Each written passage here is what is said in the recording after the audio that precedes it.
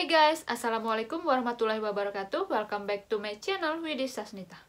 Jadi di video kali ini aku akan bahas mengenai apa saja syarat-syarat yang dibutuhkan untuk bisa mendaftar menjadi perawat di Jepang. Ikutin terus ya.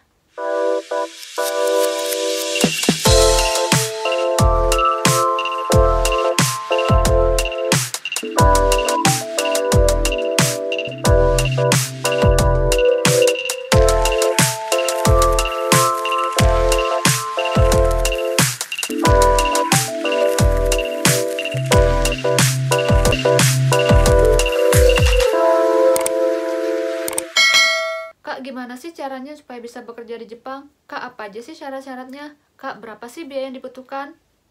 Pertanyaan-pertanyaan itu banyak banget ditanyain oleh teman-teman semua ke aku. Jadi, di video kali ini aku akan bahas mengenai apa saja syarat-syarat yang dibutuhkan untuk bisa mendaftar menjadi perawat di Jepang. Sebelumnya aku mau kasih tahu dulu ke teman-teman semua kalau aku bekerja sebagai perawat lansia di Jepang dan aku mengikuti program IJEPA J2J Jepang, yaitu program antara pemerintah Indonesia dengan pemerintah Jepang dalam rangka pengiriman perawat Indonesia ke Jepang dan melalui BNP2TKI. Jadi waktu itu aku daftarnya itu online melalui website BNP2TKI. Untuk mendaftar program IJEPA ini ada 4 tahapan, yaitu yang pertama yaitu seleksi dokumen, kemudian tes tertulis yaitu tes keperawatan dan tes psikologi, kemudian ada interview dan di interview ini ada proses matching, kemudian juga ada tes kesehatan. Nah, khusus video ini aku akan bahas mengenai tahap yang pertama, yaitu tes seleksi dokumen. Apa aja syarat-syarat dokumen-dokumen yang dibutuhkan untuk bisa mendaftar menjadi perawat di Jepang. Jadi, syarat-syarat untuk bisa mendaftar menjadi perawat di Jepang itu kita bisa lihat di website BNP2TKI. Kalian ketik aja di pencarian Google itu BNP2TKI. Nih, BNP2TKI. Kalian klik ini. Kemudian ini ada di paling atas. Di paling atas kalian bisa klik di bagian paling atas ini. Ini. Nah, di sini ini udah masuk ke website BNP2TKI. Di sini kalian ke paling bawah. Di paling bawah ini ada program J2J ya kan? Ini ada program J2J. Nah, di sini ada bacaan pengumuman. Kalian klik ini, kalian klik yang pengumuman ini. Nih. Kalian klik pengumuman ini. Setelah itu, setelah masuk ke pengumuman, ini ada banyak banget pengumuman-pengumuman. Kemudian kalian pilih yang pengumuman pendaftaran. Ini ada banyak pengumuman nih. Nah, kalian pilih yang ini, yang pengumuman pendaftaran penempatan calon pekerja migran Indonesia. Ini kalian pilih yang ini ya, kalian klik yang ini. Nah, di sini ada banyak banget syarat-syarat atau dokumen-dokumen yang harus dipenuhi untuk bisa mendaftar menjadi perawat di Jepang. Dan untuk seleksi berkas, ini kan dokumen-dokumen ini kan seleksi berkas. Nah, seleksi berkas ini biasanya itu dari bulan Februari sampai dengan Mei. Sekitaran bulan Februari itu kalian kirim aja persyaratan-persyaratannya ke website BNP2TKI. Syarat-syaratnya itu yaitu ini ada syarat khusus dan juga ada syarat umum. Tergantung kalian mau pilihnya yang mana. Kan untuk perawat di Jepang ini ada dua, yaitu perawat lansia dan perawat medis. Perawat lansia ini yang kerjanya di shisetsu atau di panti lansia, kemudian ada perawat medis yang kerjanya di rumah sakit. Nah, tergantung kalian mau pilih yang mana. Untuk yang perawat lansia, syarat khususnya cuma ada 4, yaitu berusia maksimal 35 tahun. Baik kalian sudah menikah maupun belum menikah itu bisa. Kemudian pendidikan minimal D3 keperawatan, D4 keperawatan, atau S1 keperawatan. Nah, untuk pendidikan ini tanpa nurse, untuk yang S1 keperawatan tanpa nurse itu bisa untuk yang perawat lansia. Kemudian juga harus melampirkan fotokopi ijazah dan transkrip nilai dalam bahasa Indonesia dan bahasa Inggris. Kemudian juga harus melampirkan surat pernyataan bersedia ditempatkan sebagai care worker di Jepang dan ditandatangani di atas materai 6.000. Nih, jadi jika kalian ingin mendaftar yang perawat lansia, syarat khususnya itu cuma 4. Jika kalian ingin yang mendaftar sebagai yang perawat medis, Ini syarat khususnya ada 6. Ada 6. Yaitu masih sama, berusia maksimal 35 tahun, baik sudah menikah maupun belum menikah itu bisa. Kemudian pendidikan, untuk pendidikan, kalau yang perawat lansia tadi itu S1 keperawatan aja bisa kan ya. Nah, untuk yang perawat medis itu harus S1 keperawatan plus nurse. Kemudian yang selanjutnya yaitu harus memiliki pengalaman kerja kumulatif 2 tahun terhitung mulai tanggal terbit STR. Nah, ini bedanya sama yang perawat lansia tadi. Kalau perawat lansia itu tanpa pengalaman bisa. Kalau untuk yang perawat medis itu harus memiliki pengalaman minimal 2 tahun. Oke, lanjut ke syarat berikutnya yaitu sama nih, melampirkan fotokopi ijazah dan transkrip nilai dalam bahasa Indonesia dan bahasa Inggris masih sama. Kemudian ini ada lagi melampirkan surat STR, surat tanda registrasi STR, dalam bahasa Indonesia dan bahasa Inggris yang dilegalisir. Nih. Kemudian juga harus melampirkan surat keterangan pengalaman kerja sekurang-kurangnya 2 tahun terhitung mulai terbit STR. Jadi itulah beda antara perawat medis dan perawat lansia. Jadi persyaratannya itu beda. Jadi untuk yang perawat lansia persyaratan khususnya itu 4, sedangkan untuk yang perawat medis persyaratan khususnya itu ada 6. Nih di sini ya. Di sini udah jelas kan ya. Hanya berbeda di STR, pengalaman kerja, kemudian juga S1-nya harus nurse. Kemudian ini untuk syarat umum. Syarat umum baik yang perawat medis maupun perawat lansia, ini syarat-syaratnya yaitu fotokopi KTP yang masih berlaku, kemudian fotokopi paspor kalau ada, kalau belum ada nggak apa-apa, nanti aja jika kalian udah lulus, pada saat kalian udah lulus baru kalian mau buat itu nggak apa-apa, kalau ada ya dilampirkan juga. Kemudian fotokopi akte kelahiran, kemudian juga ada fotokopi kartu pencari kerja. Kemudian juga ada surat pernyataan atau surat izin dari orang tua maupun dari suami atau istri. Jika kalian belum menikah, surat izinnya dari orang tua. Jika kalian sudah menikah, surat izinnya dari suami atau istri. Kemudian juga ada fotokopi surat keterangan catatan kepolisian atau SKCK yang masih berlaku.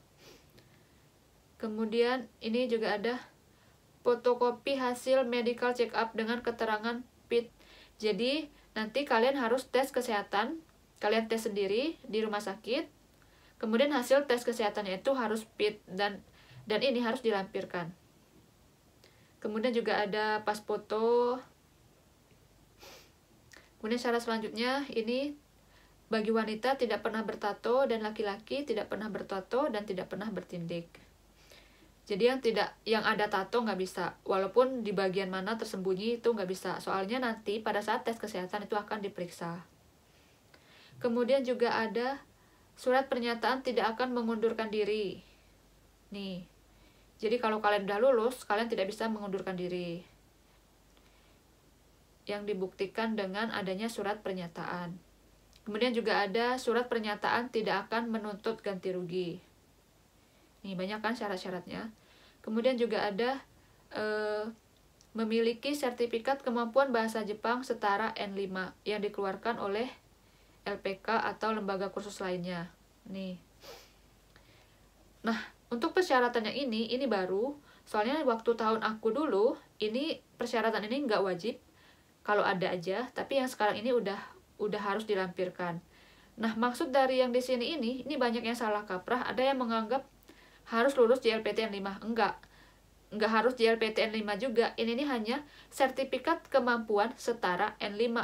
Bukan JLPTN 5. Kalau belum ikut JLPTN 5 ya nggak apa-apa. Asal kalian punya sertifikat kemampuan bahasa Jepang setara N5 yang dikeluarkan oleh LPK atau lembaga kursus. Seperti itu. Kemudian syarat selanjutnya yaitu fotokopi kemampuan bahasa Inggris atau sertifikat kemampuan lainnya bila ada. Ini bila ada aja, kalau nggak ada ya nggak apa-apa. Jika syarat-syarat ini sudah kalian penuhin semuanya, itu syarat-syaratnya kalian scan dalam ekstensi JPG maupun PDF. Nih, Tergantung. Kalau KTP ini harus dalam ekstensi JPG. Kalian lihat juga di sini.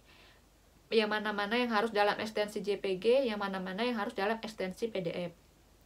Kalian baca di sini. Di sini udah tertera dengan jelas untuk yang perawat medis apa-apa aja yang harus di-scan. Kemudian untuk yang perawat lansia juga apa-apa aja yang harus di-scan. Untuk perawat medis ini ada 9 dokumen yang harus kalian scan. Sedangkan untuk yang perawat lansia itu ada 7 dokumen yang harus kalian scan. Nah, jika sudah kalian scan, ini nanti kalian kirim ke website BNP 2 TKI. Kemudian ini ada beberapa catatan, yaitu yang pertama, untuk ijazah dan transkrip nilai dalam bahasa Inggris yang tidak diterbitkan oleh lembaga pendidikan dapat diterjemahkan dalam bahasa Inggris dan dilegalisir oleh penerjemah yang berstatus bersumpah. Seperti itu.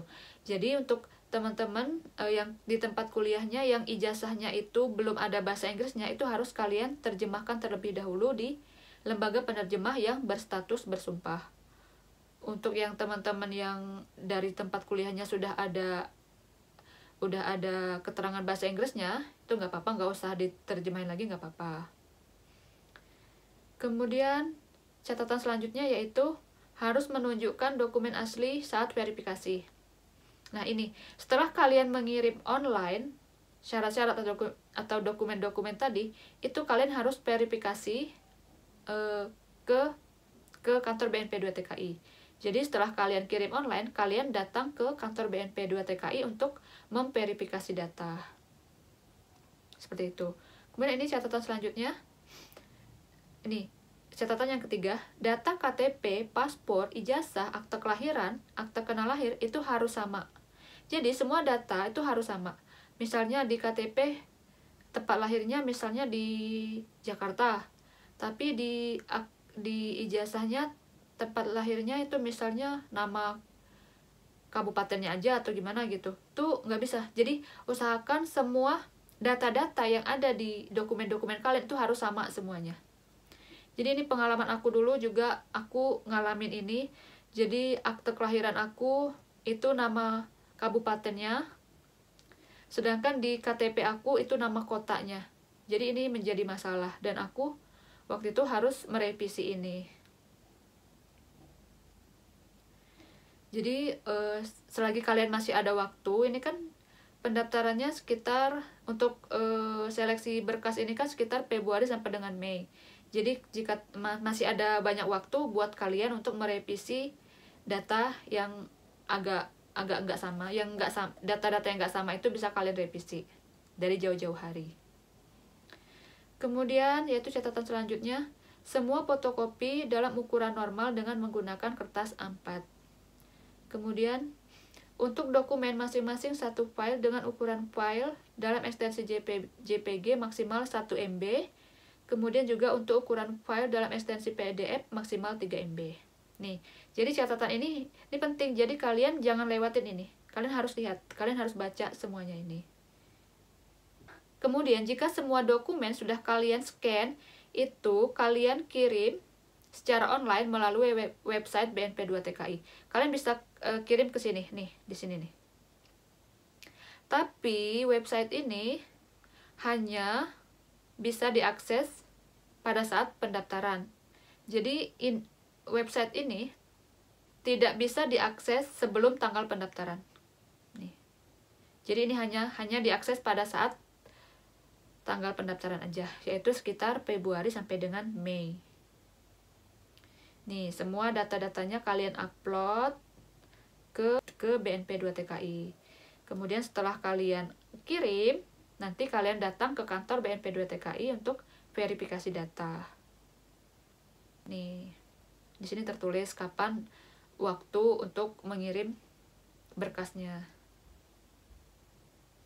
Oke, jadi begitulah syarat-syarat untuk bisa mendaftar menjadi Keigo Fukushishi di Jepang. Jadi nanti pada saat kalian verifikasi data, itu kalian harus membawa semua dokumen asli yang kalian scan. Yang dokumen-dokumen yang kalian scan dan yang kalian fotokopi tadi, nah dokumen aslinya itu harus kalian bawa pada saat kalian verifikasi data. Kemudian untuk tempat verifikasi data, di sini ada lampiran daftar alamat BNP2TKI. Nah, tergantung kalian tinggal di mana, kalian bisa klik di sini dan ini ada daftar alamat. Kalian klik di sini. Nah, di sini ada banyak alamat-alamat kantor BNP2TKI. Jadi kalian bisa pergi ke sini, tergantung sesuai dengan alamat kalian di mana yang terdekat untuk verifikasi datanya. Kemudian di sini juga ada surat-surat pernyataan. Tadi kan ada banyak dokumen, yaitu surat pernyataan, ya kan? Nah, di sini sudah ada. Nah, ini sudah ada apa namanya nih? Sudah ada contoh surat pernyataan. Jadi kalian tinggal ikutin aja contoh yang ada di sini. Nih, seperti itu. Kemudian tadi kan ada juga syarat ini kan, syarat apa namanya?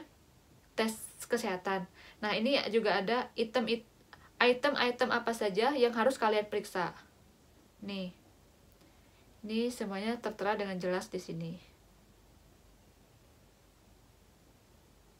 Oke, jadi segitu dulu informasi dari aku mengenai apa saja syarat-syarat yang dibutuhkan untuk mendaftar menjadi perawat di Jepang. Kalian bisa lihat di link BNP2TKI. Oke, terima kasih yang udah nonton. Kalau kalian merasa channel ini bermanfaat, jangan lupa untuk di-subscribe dan di-share ke teman-teman kalian. Dan jangan lupa like, subscribe, dan komen. Dan jangan lupa klik tombol loncengnya juga ya yang ada di bawah ini, supaya teman-teman semua nggak ketinggalan video-video terbaru dari aku. Oke, bye-bye. Sampai ketemu di video berikutnya.